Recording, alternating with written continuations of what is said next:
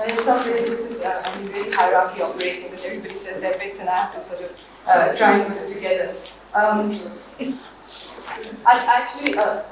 did say the very first day when we opened that yes, these 5 days, the biggest challenge is going to be, given that this is experimental and it's the first time in my knowledge, in my experience certainly, that there's so many of us from different disciplines coming together, that it is going to be a challenge, at least at the beginning, of breaking down the artificial barriers which have been constructed not just by us, or us internalizing an ideology, but there's also a systemic and systematic attempt, and many of us have identified that it is the state or various other forces that have constructed or built up these artificial barriers and divisions between us. And our attempt was really, even when we were planning the conference, to try and seek ways and interact with each other to see what is colluding against us and to try and melt these down.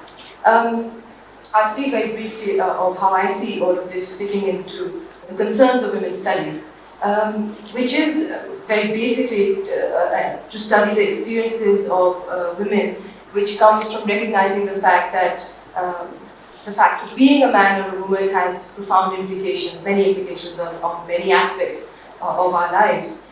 So women's studies in that sense involves wanting to know what the effect of this being a man or woman, or what the effects of gender are, and why they are as they are.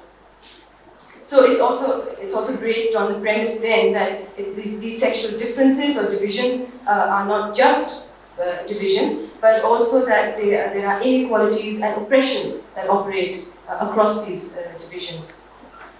Women's studies also attempts to explain and change these divisions, but also reveals and is very connected to the debates and the excitement in the women's movement. And many of us have been indicated that women's movement is the powerful social force from which women's studies and all the studies that we are involved in is emerging from, in fact.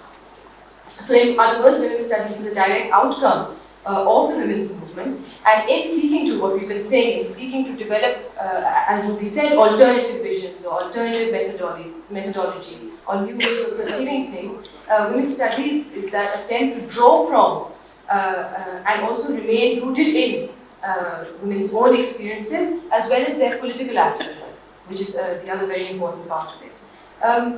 I'm just going to go very quickly into some of the sort of more identifiable elements of women's studies and things that have actually been coming up from our discussions.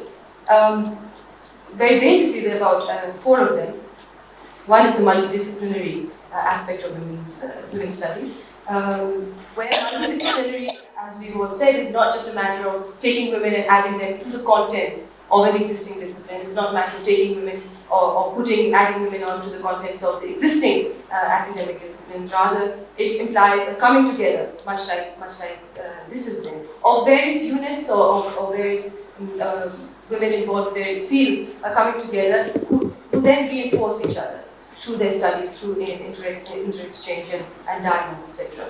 And yes, many of us have said that in Pakistan, the experience has been that many of us tend to lose sight of the other disciplines, of other concerns, of other interests, etc., in our approach also to our work or activism. So I take Farhan's point very well, that it's even in our personal approach to our work and to our activism. And so we are fragmented, and we have social scientists forgetting the writers, writers forgetting artists perhaps, and artists not reading similarly. And so we're excluding each other's expressions. It's not just a matter of concretely being or materially being involved with each other, but also that we exclude each other's experiences in our approach to activism and to our work and to our study and so on. So what we end up doing really is reproducing what we are criticizing as male norms.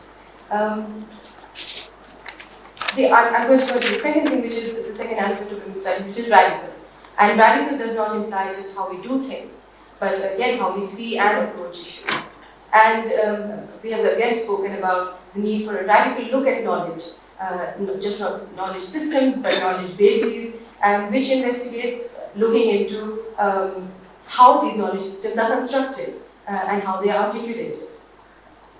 And again, it will be said, a radical approach also opens up the whole area of what is objective and what is subjective. And indeed, women's studies contains the whole notion of that there is such a thing as the objective researcher, and hence the whole critique of science and technology, as you said. At the same time, a radical approach to research, for example, means that it must be undertaken for the mutual benefit of the researcher and the research, and for the research to be easily accessible to those who need it, and that it has to feed into and benefit people's movements. And really, in that sense, women's studies goes beyond the concerns of just women. It picks up the whole aspect of race oppression and class oppression across the board. This actually goes into the whole relationship of knowledge and action, and many of us have talked about what is our responsibility there. And it is obligatory. Really, I think it's obligatory on those researchers or teachers involved in women's studies to relate research and knowledge to activism. Really, I think there needs to be a translation of this, an articulation of this, in terms of the need to be a very part of that action, and that action can even be challenging the whole notion of scholarship and academia if we are teachers, within our own environments, to challenge those environments and the locus of where we are producing this knowledge.